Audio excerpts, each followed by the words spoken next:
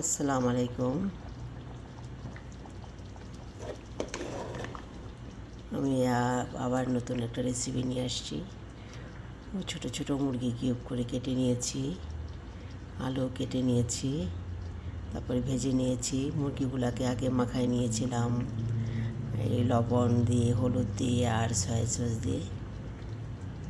তারপর মশলা সব আদা রসুন দিয়েছি, টমেটোর সস দিয়েছি, ঘি দিয়েছি, একটু গুঁড়ো দুধ দিয়েছি। তারপর মুরগি আলু দিয়ে ভালো মতন পানি কম দিয়েছি আমি। তারপর চুলা কমে আছে, আমি আস্তে আস্তে রান্না করেছি। আমার রান্না শেষ। আমার রান্না যদি ভালো লাগে একটু লাইক শেয়ার করে দিবেন প্লিজ। আর আমার ইউটিউব চ্যানেল আছে, ওটাতে একটু লাইক শেয়ার করে দিবেন। আপনারা ভালো থাকবেন। আসসালামু আলাইকুম।